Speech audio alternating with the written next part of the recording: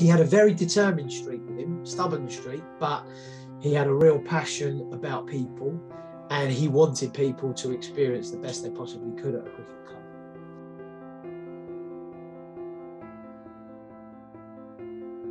He joined the club in 1992 with his younger son, and it was at the point where the club potentially could have gone into extinction.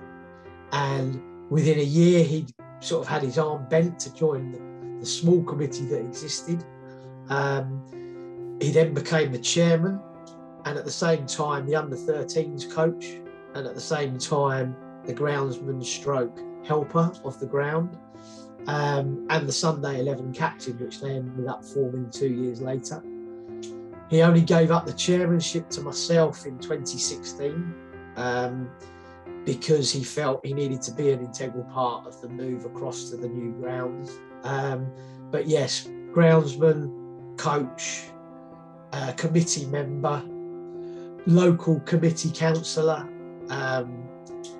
Yeah, there's a lot of roles he's done.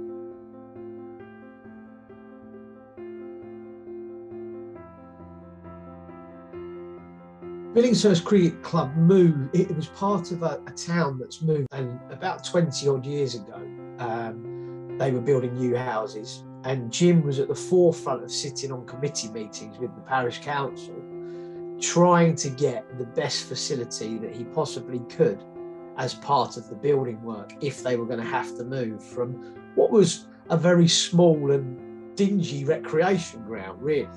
He had a determination and a stubbornness that made sure he got what he wanted, and that came to a point when we needed new mowers, and he sat in a committee meeting for the council and said, "I'm not leaving without a cheque, because if you want it to look right for the community, we need a new mower."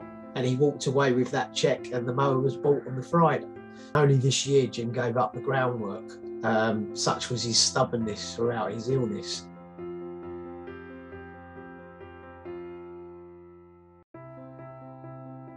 The reaction was one of real sadness from the club, and that's from the committee, because Jim was such an integral part of everything, but also because he was so personable.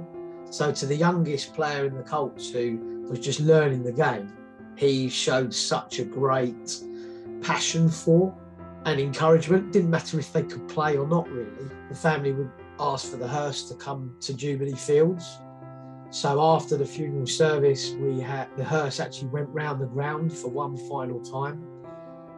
We had guys from Sussex come, and it was quite a unique experience, one they hadn't seen, one we hadn't seen.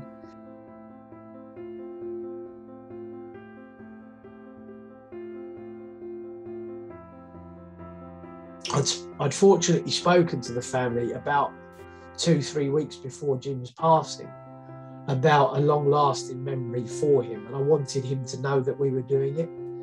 And we've actually renamed the main ground at Jubilee Fields, where we play cricket, the Jim Burrows Oval.